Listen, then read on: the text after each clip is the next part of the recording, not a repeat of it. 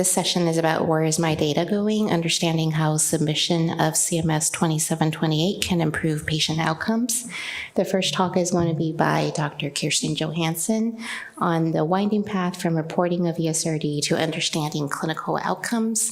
Dr. Johansson is Division Director at Hannibal Healthcare and Professor of Medicine. And thank you, Dr. Johansson. All right, thank you. You guys are so lucky. I'm going to be presenting 40 minutes worth of information in 30 minutes. I'm only partly kidding. I took out some slides. But don't worry, we are not going to keep you beyond the time. So sorry, these are my disclosures. I'm going to skip kind of over the outline and stuff and just dive in so that I don't take 40 minutes. So I'm going to talk to you today about the USRDS. I'm going to provide some information about how we use the data, what some of the problems are with the data, and then I'm going to show you some of the data. So that's the general plan. So the USRDS was founded based on the 1986 Omnibus Budget Reconciliation Act, which mandated the creation of a registry of end-stage renal disease. I'm going to call it end-stage renal disease mostly in this talk, not just because I'm old, but because actually it's still called by law the ESRD program. So, you know, that's the reason, and it's awkward to switch back and forth. But the USRDS has several goals, and actually through the years, if you read certain things, it'll say 5, other times it'll say 3, but I figured 5 is enough, and we're mostly only going to cover these top 3, but key is characterizing the ESRD population. We're going to talk about that. Describing the incidence and prevalence of CKD and ESRD and the trends in mortality rates and other things. And investigating relationships among patient demographics, treatment modalities, and morbidity and mortality are 3 of the key things that we do. So let's talk about characterizing the ESRD population and estimating the rates. So the first thing is identifying who has ESRD. And I hope I'm not going to bore you, but I'm going to show you that even that activity is not as simple as it may sound. And then estimating rates involves identifying, if we want to do that by race and ethnicity, for example, which I'm going to talk a fair amount about, first we have to identify the race and ethnicity of the people with ESRD.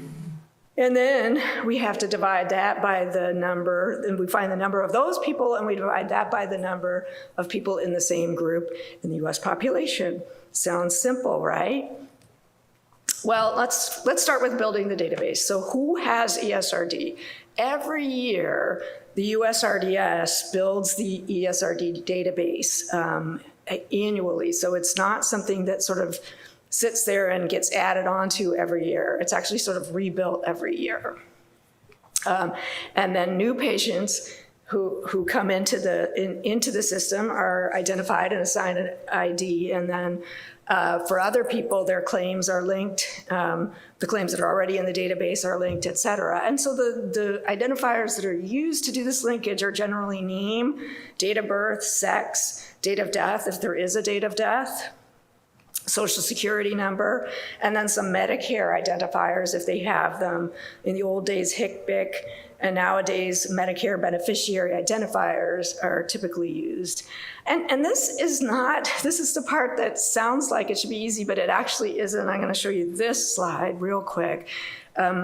This is sort of all the different data files, not all the different files, but various different files from EQRS, from OPTN, from Medicare claims that all kind of go into making this, I don't know if you can see my cursor, into making this patient's file of who is an ESRD patient. And so the thing is, you have to try to match on all these things, but it requires an algorithm and it requires some judgment, because if there's small differences or errors, if you require an exact match, let's say, then some people are going to be counted more than once. So like my name is Kirsten, but it's often written as Kristen in various places. Even my computer will autocorrect sometimes. Not anymore so much, but in the old days. So if I were in one database as Kirsten and one as Kristen, we wouldn't want to say that's two people necessarily, as long as I had the same birth date and the same everything else. So we have to do that. But then if we're too loose, there could be another there could be a Kristen Johansson, I suppose, who has a completely different birth date, et cetera, and we wouldn't then want to say that we're the same person. So you have to kind of figure out how you're going to, what kind of matching level you're going to require and what sort of mismatching you'll allow. And then when you've done that, hopefully you're going to determine whether you think you did it right.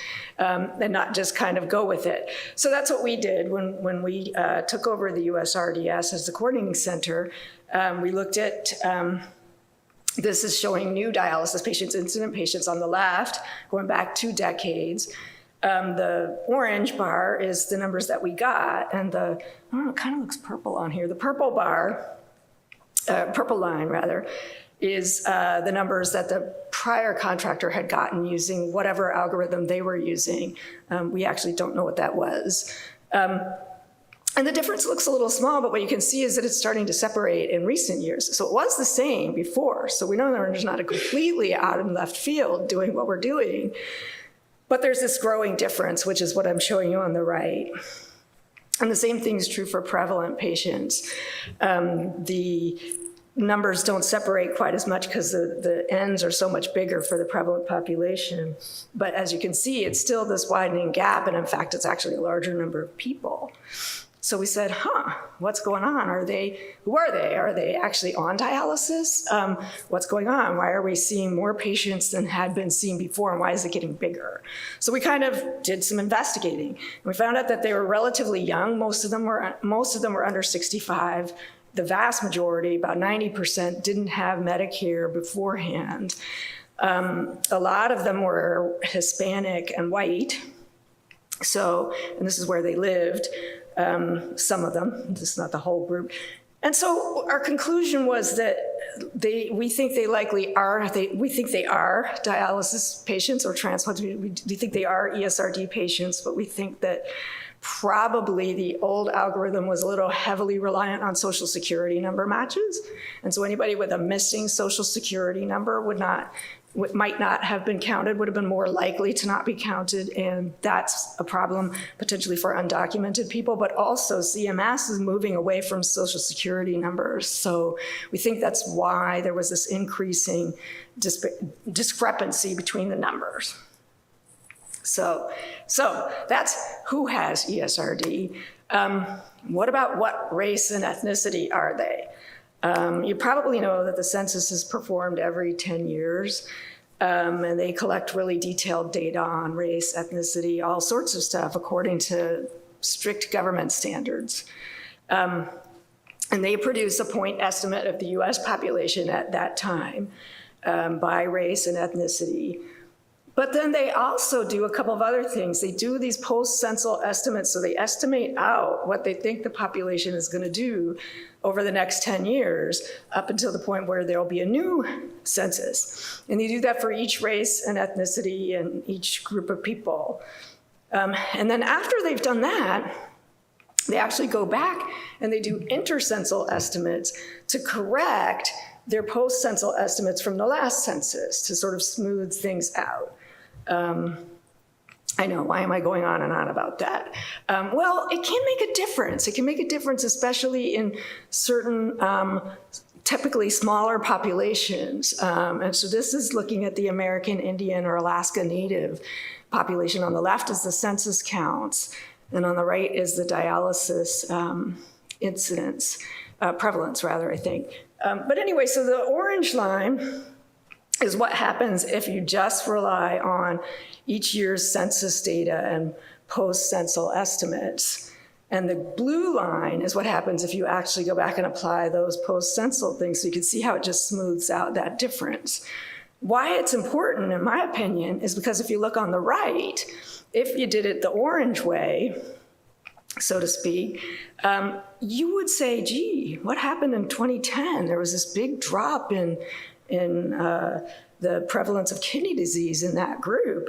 But if you look at the blue, you'll see, oh, No, it wasn't. It was actually a kind of a gradual decline over time. And the conclusions that you might make about those are really different. I mean, the second thing makes you say, wow, maybe the Indian Health Diabetes Initiative is really working, for example, or what have you. But if you see just this 1 year drop, you think, what could that be? So anyhow, that's a little bit about census data and denominators. But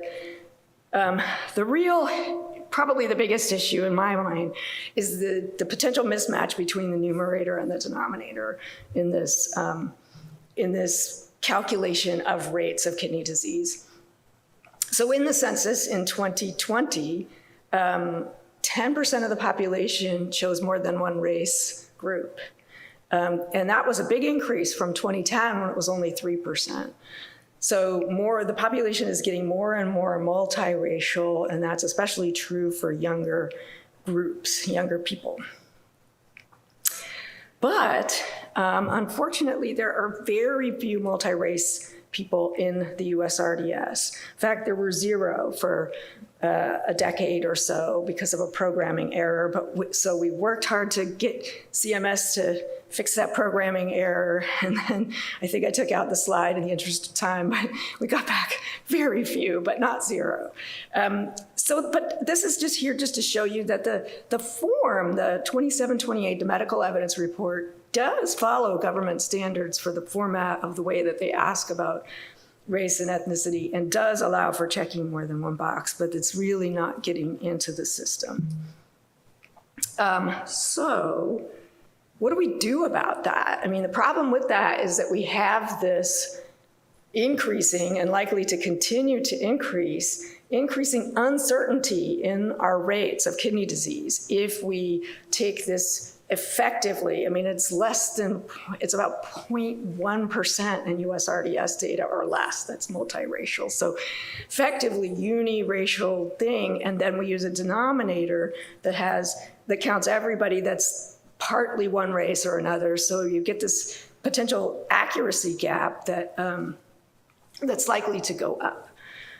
So the CDC and now SEER had also faced this because of new changes and different ways of collecting data. So they actually have a method where they effectively they call it race bridging, where they statistically take a multiracial population and try to estimate what they would be by a unirace. The way they do it is they use this National Health Information Survey, which is administered every year to about 40,000 households. And they ask anyone who reports more than one race which of those groups they would say best represents their race. And then they take all of the data that they get, all the different combinations, and statistically sort out to make the population match that. So if 50% of the people that were black and white said each one, then effectively 50% of those people in the census would be assigned to each of those groups. That's how it works.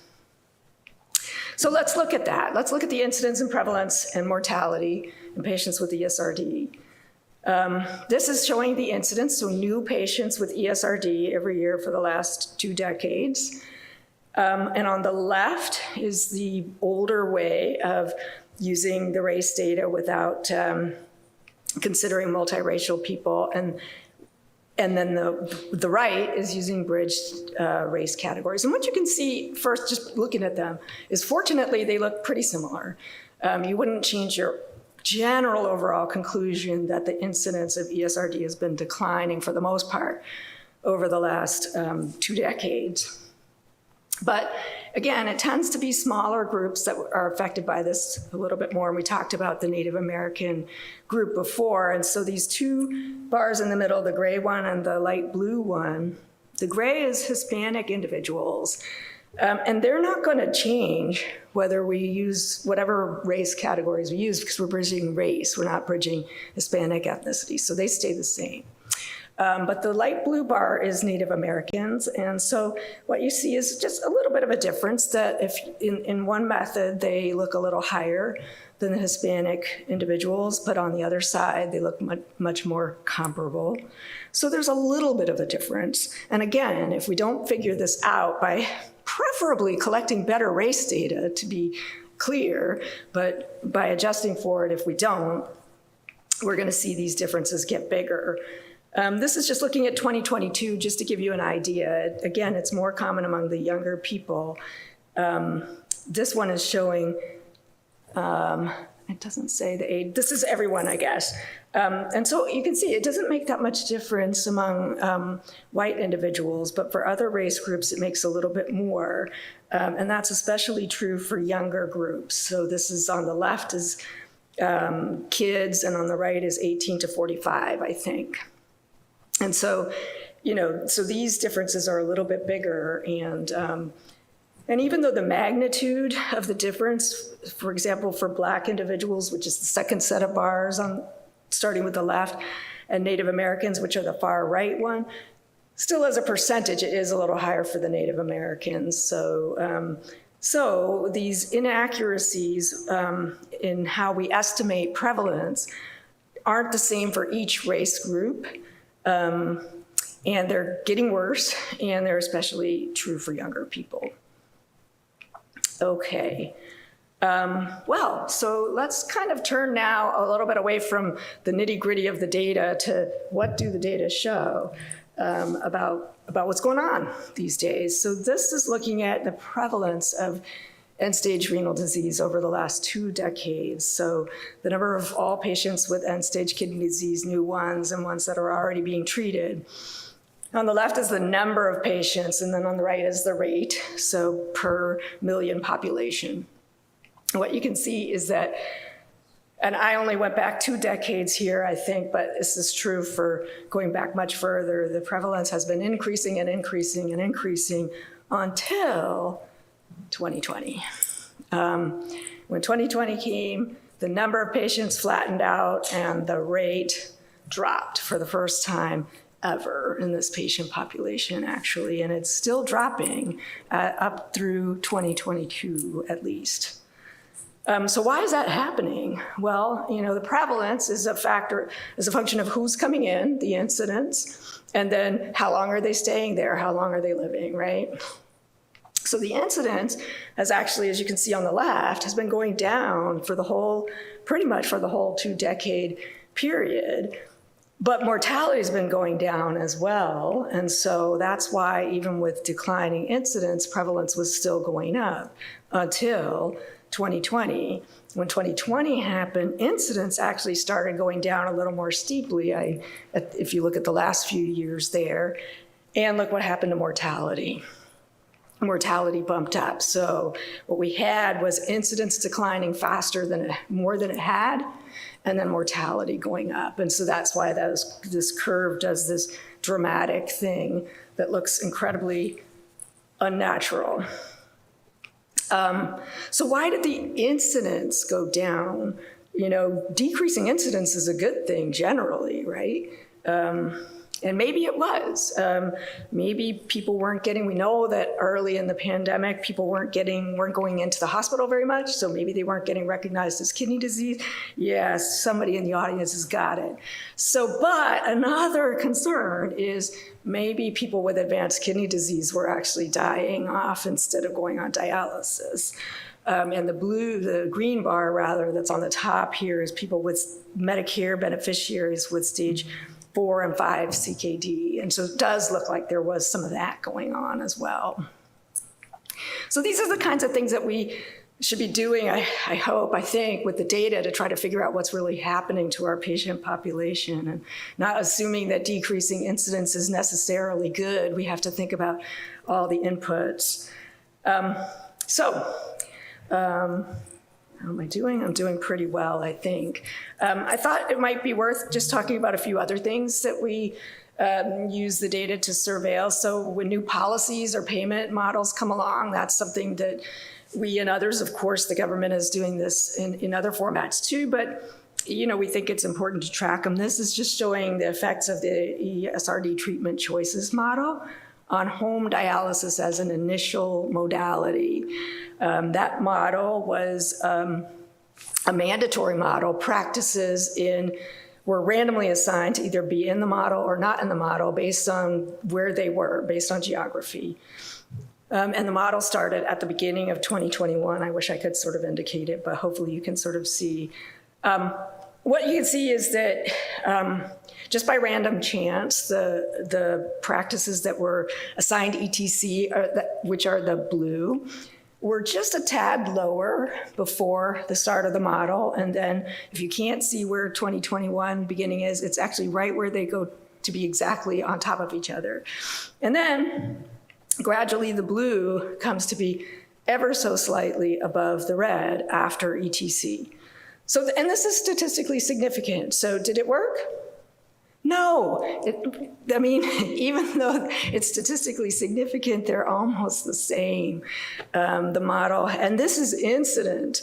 This is what we thought could change more quickly. The prevalent population changed even less, I think. So this model is actually being discontinued because it doesn't look like it's succeeding in doing what it should be doing. But it's going to be important to look at the CKCC models and others that are going to go forward to see if they're having the effects we hope for. The other thing you have to think about with if we want more people on PD, which I think we do, the government thinks we do, we need to think about, can we keep them on PD? And so this is just showing the cumulative incidence of conversion to in-center hemodialysis in the first 2 years after people start PD. The dark blue line is a decade or so ago, and the dark blue line is, yes, the dark blue line is a decade or so ago, and the lighter blue line is more recent data. So what you can see is they're not that different, but to the extent that they are different, we're doing a little worse now than we were a decade ago, not better. So I think that's something we need to track and we need to think about.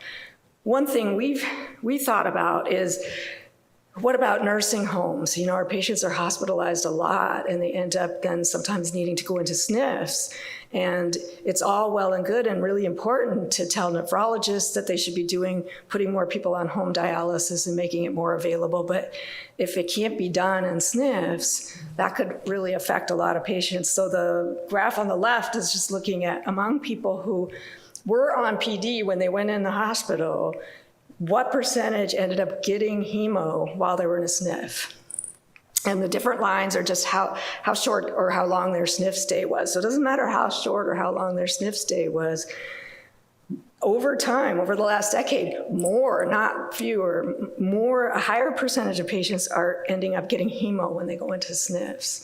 And on the right is showing, okay, if they got hemo in the SNF, what happened when they got discharged? And unfortunately, the blue bar is not peritoneal dialysis. The blue bar is hemodialysis.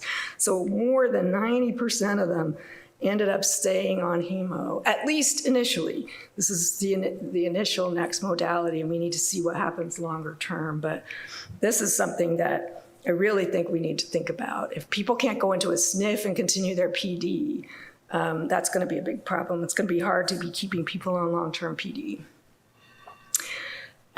Okay, sorry, this is a little bit of a whirlwind, but just wanted to give you a taste of the kinds of things that, that we monitor and that are threats to our data. So this is looking at the sources of medical coverage for patients with ESRD.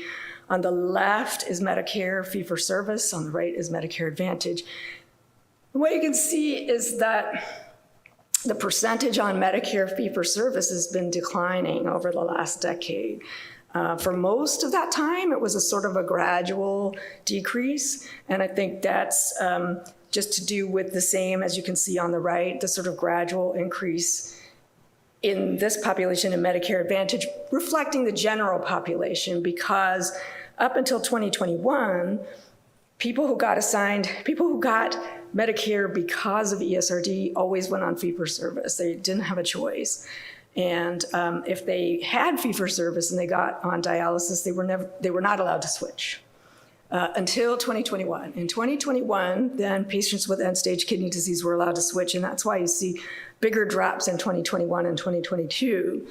But so whereas a decade ago, over 60% of all dialysis patients were Medicare fee-for-service.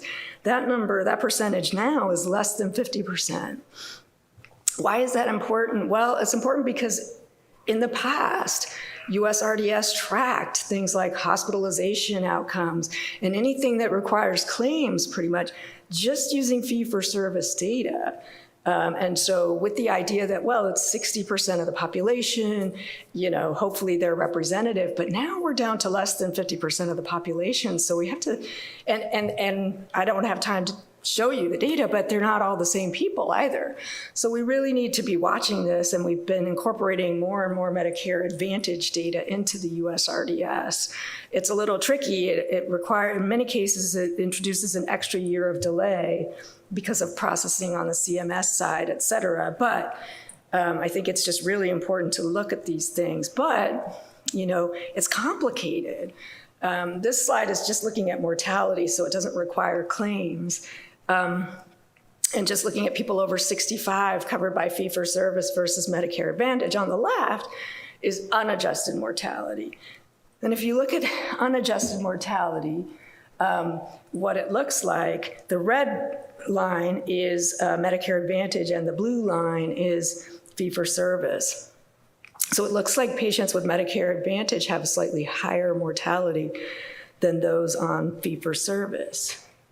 But wait, not so fast, because if you look on the right, that's adjusted for demographic factors and comorbid conditions, and now it flips. On the right-hand side, when we adjust for those things, it looks like fee-for-service maybe has a slightly higher mortality.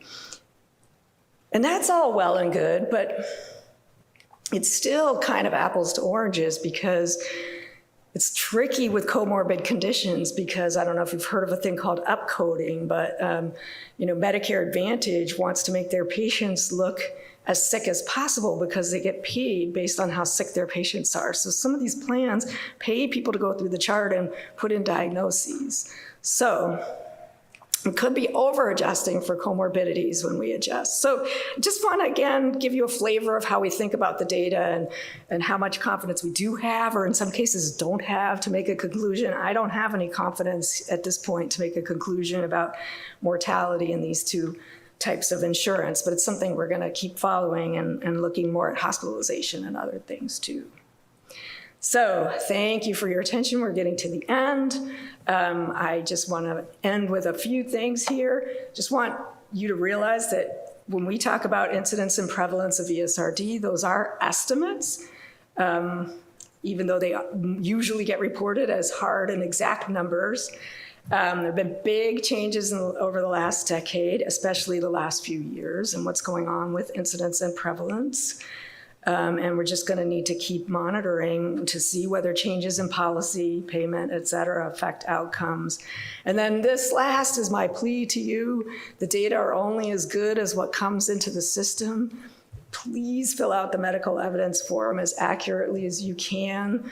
What you write down there or what anybody writes down there is what ends up in our database. Thank you. Thank you so much. I think we're going to hold questions until the end to keep on time.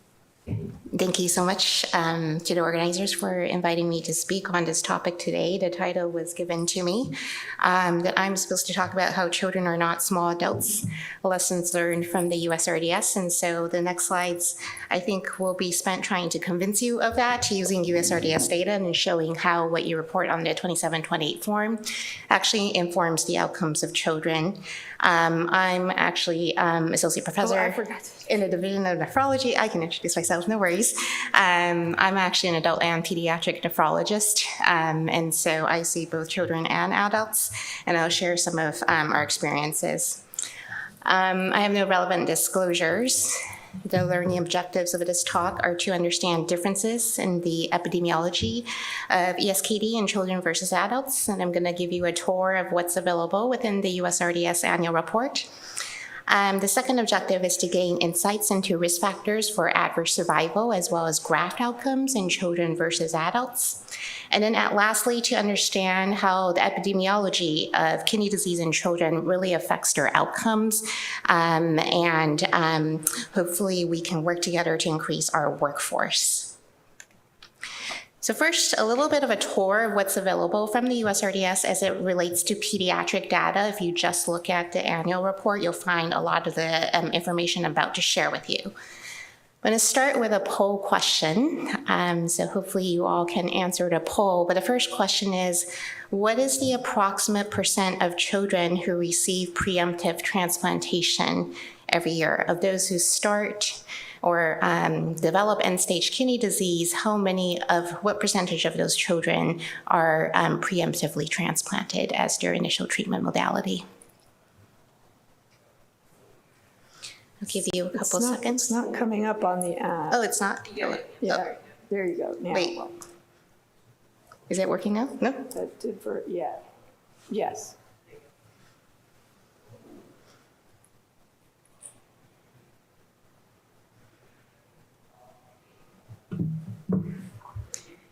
Okay, great. Most of you think that the answer is 20%, it looks like. Some of you think it's 5%. Someone thinks it's 10%. So far, no takers on the other choices, 30 and 40%. Mm-hmm. Oh, one taker on 40%. All right, very good. I'm going to move on in the interest of time, and we'll share with you the answer to that question shortly. So this is the incidence of end-stage kidney disease looking at counts. So not incidence, but counts of end-stage kidney disease in children versus adults. On the right-hand panel is the data in children. On the left-hand panel is the data in adults. And unfortunately, the two figures are not exactly parallel. But what I hope you can see is that in children, the counts of the number of children who develop end-stage kidney disease in the US ranges from 800 to 900 per year. So it's not very many. That contrasts with the incidence of end-stage kidney disease in adults, where we're seeing the numbers at 135,000. That's 150 times the number of patients in adults compared to children who develop end-stage kidney disease every year. And that really affects care outcomes. So that's one of the main differences. What about 5-year survival with end-stage kidney disease? Again, on the right-hand panel, I'm showing you 5-year survival of children with end-stage kidney disease. On the left, I'm showing you 5-year survival for adults. So what you can see here in the green line is older children. The dark blue line is younger children on the right-hand panel. And you can see that even in the worst case scenario for children who are less than 1 year of age when they start dialysis or are transplanted, survival is still upwards of 80% at 5 years. Survival is relatively good for children who are older than 5 years old. It's up beyond 90%. So outcomes are quite good in children, and they're expected to survive a long time with their end-stage kidney disease. Contrast that to what you see in adults in the left-hand figure. You can see that even in the best-case scenario, we're looking at 18 to 44-year-olds. That 5-year survival is only 60%, maybe at best it's 70%, depending on the year you're looking at. And of course, if you go down to 75 plus, you're looking at 5-year survival rates of 20%. So this really affects sort of the epidemiology and the treatment of children versus adults with end-stage kidney disease. Now moving on to the quiz question. So these are preemptive kidney transplant rates, and we're looking at percentages. Again, on the right-hand panel, sorry, that must be your left, is the percentage of children who receive preemptive kidney transplantation, and that's around 20, at best 25%. That contrasts with adults, where the percentage you're looking at is really only 4%. And these graphs are very parallel. They're the same years on the x-axis, 2011 to 2021, but the axes are very misleading. So I'm gonna help you see this by squishing it down to where it belongs. So 4% would be about that area if you were to put it on the same graph as children. So preemptive transplantation is 5 times more common in children compared to adults with kidney failure. And that's good news, certainly, but it's also because children have these wonderful human beings called parents who are willing to donate kidneys and serve as living donors. And they also have high priority on the kidney allocation system waiting list. And so they're going to get organ offers much earlier than an adult is.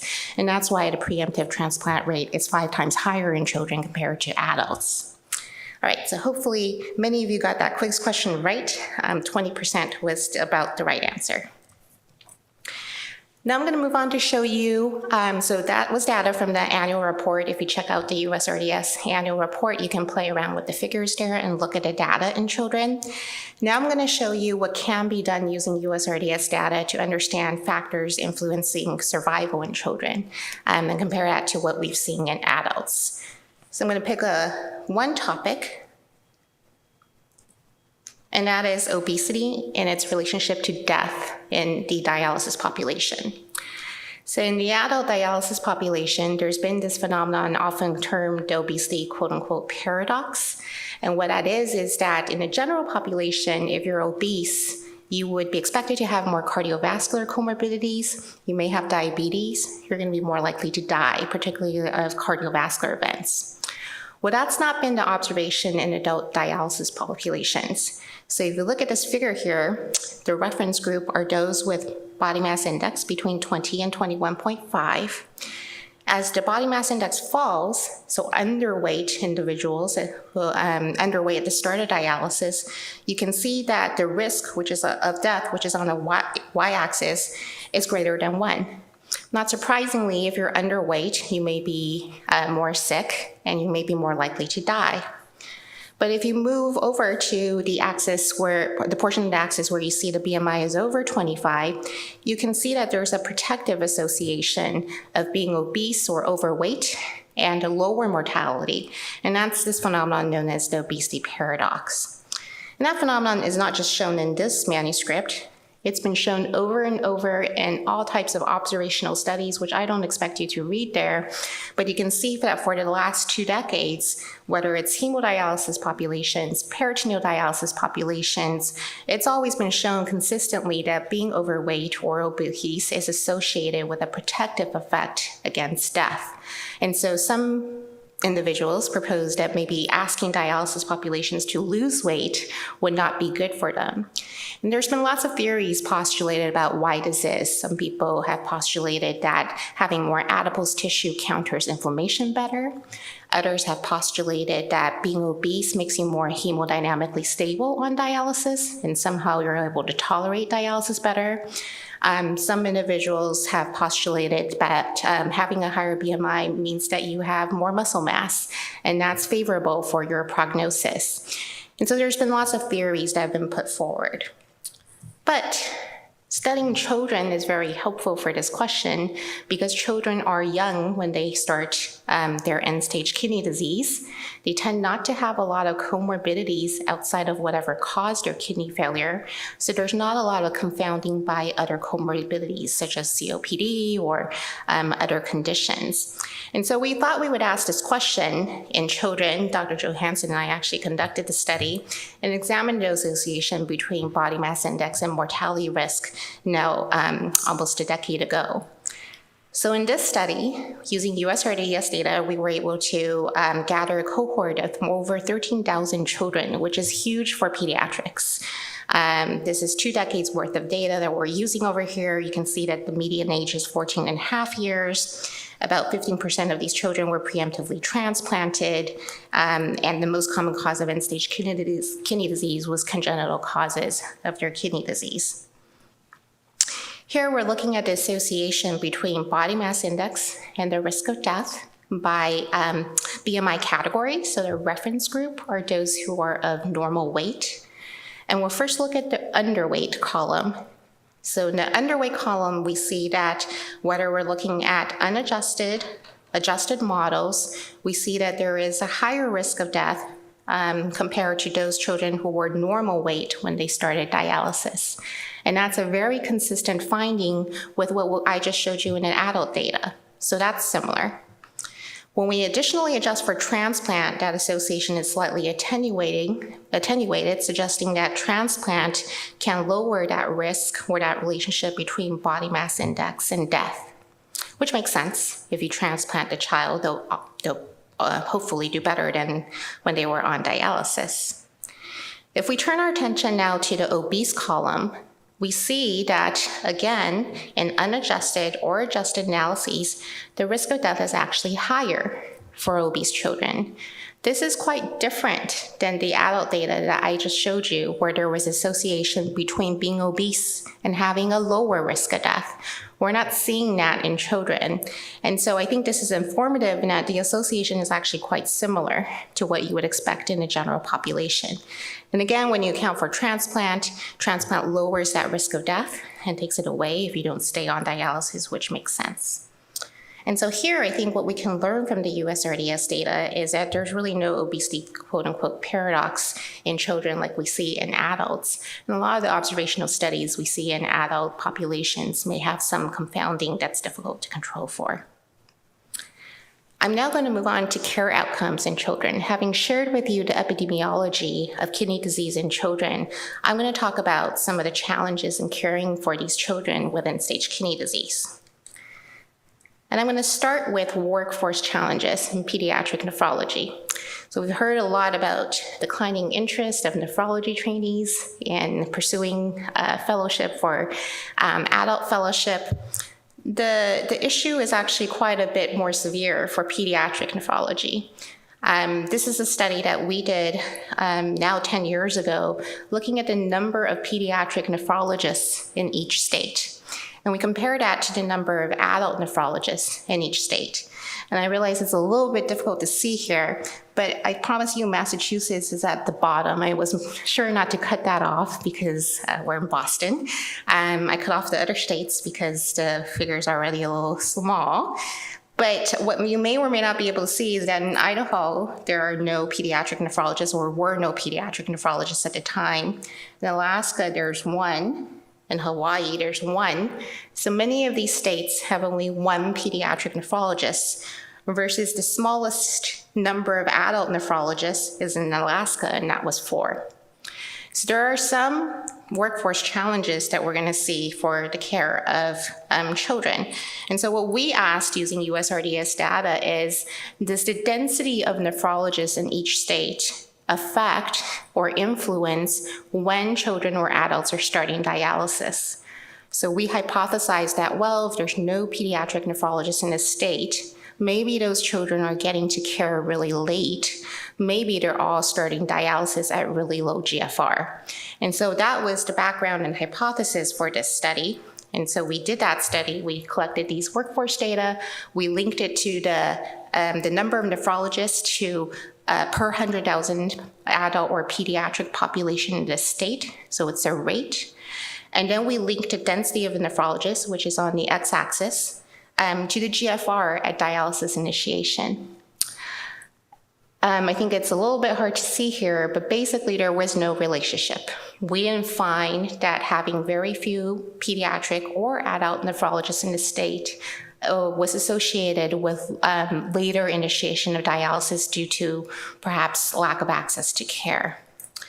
But that was back in 2008 data we were using at the time. And so now I'm going to show you a different study that we just did, looking at workforce data using much more recent workforce data, which we know that the workforce limitations and challenges are growing in nephrology. So this is now pediatric workforce data using pediatric nephrologist density. On the top is in 2018, is what I'm showing you. On the bottom, the map of the US is in 2020. So the really dark states have more than one pediatric nephrologist per 100,000 children in the population. The really light states have less than half a pediatric nephrologist per 100,000 children in the state. And what you can see is that the vast majority of the states have very few pediatric nephrologists. The density is low. But even between 2018 and 2020, some states are dropping in terms of their number of pediatric nephrologists. We've converted from the dark gray, and I think that's Minnesota is one of them there, to the lighter gray shades.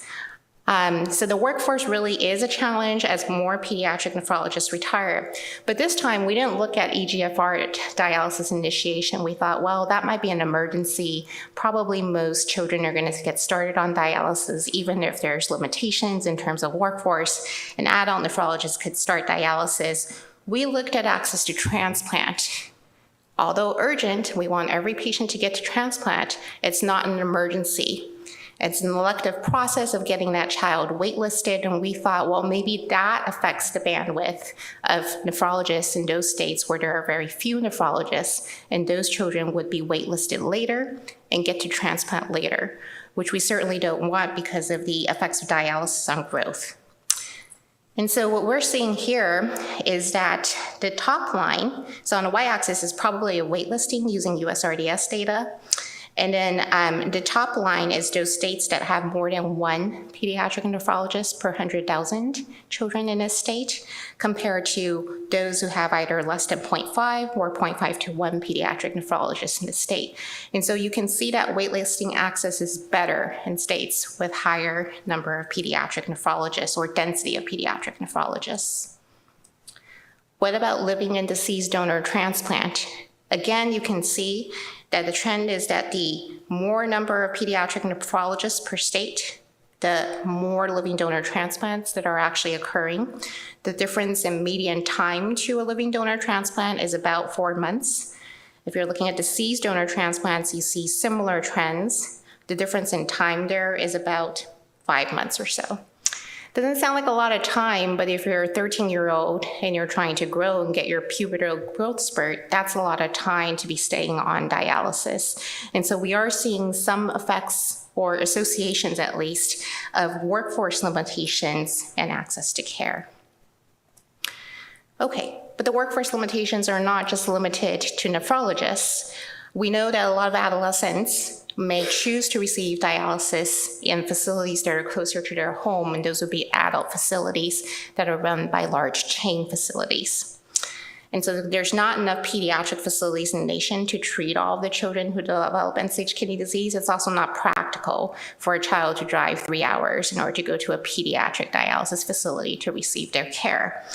And so we asked the question of, well, is workforce density as it relates to nursing staff or social workers in adult dialysis facilities affecting the ability of children, these adolescents in particular, who are getting care in these adult dialysis facilities to getting to transplant? And so this is a study that we published not too long ago looking at the social worker ratio in adult dialysis facilities, which we divided into quartiles.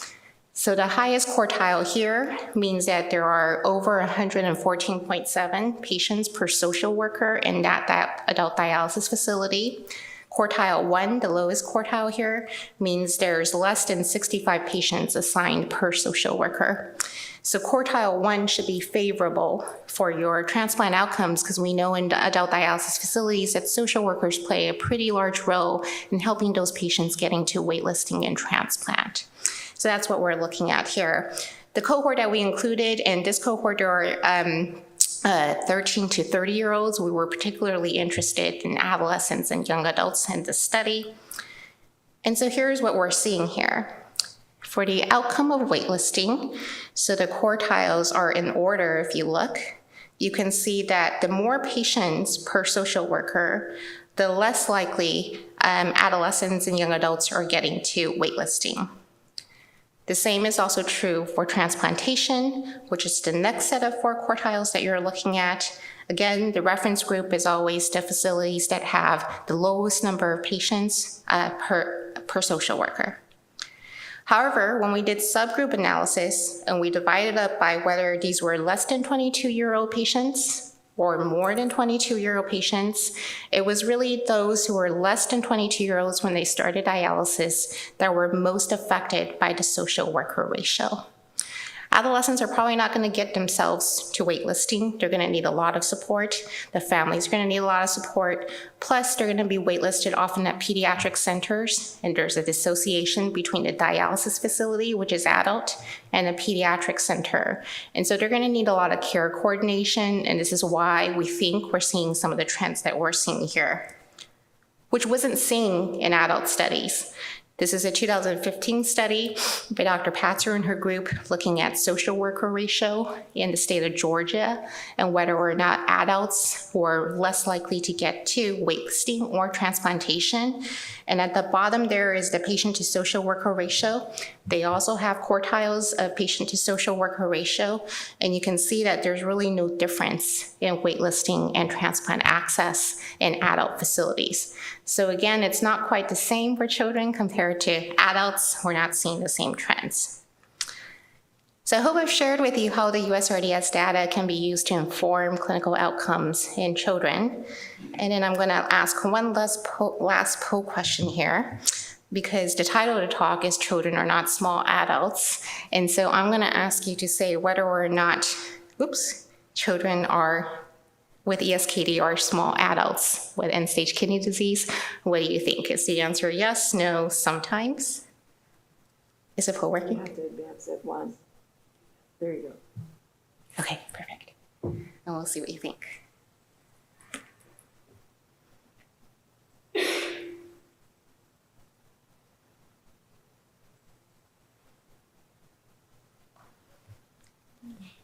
Has everyone voted, or everyone thinks the answer is no? Most of the answers are in, yeah. All right. It's just everybody saying no.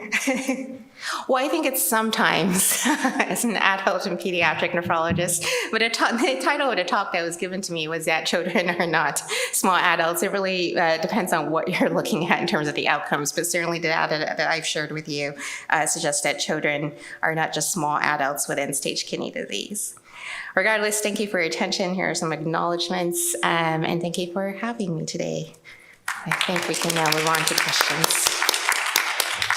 Thank you. I don't see any questions. Oh, wait a minute, one came in. No. I don't see any questions in the app, but you're welcome to use the app or the microphone if you want to ask us any questions. And if not, well, is that a question? Yes, excellent. Hi, my name is Ashley. I'm a social worker. I'd love to hear your thoughts on the new questions that are included on the new 2728s about the social determinants of health. They recently, I know they recently came out, and it's caused a lot of confusion in our clinic because us as social workers, actually, we don't do the 2728s in our clinic, so it's a little bit different than other clinics. Our nurses are the ones who are actually filling them out with the patients, so it's a little bit of confusion. And so I'd love to hear your thoughts on how this might change now, knowing where the data is going.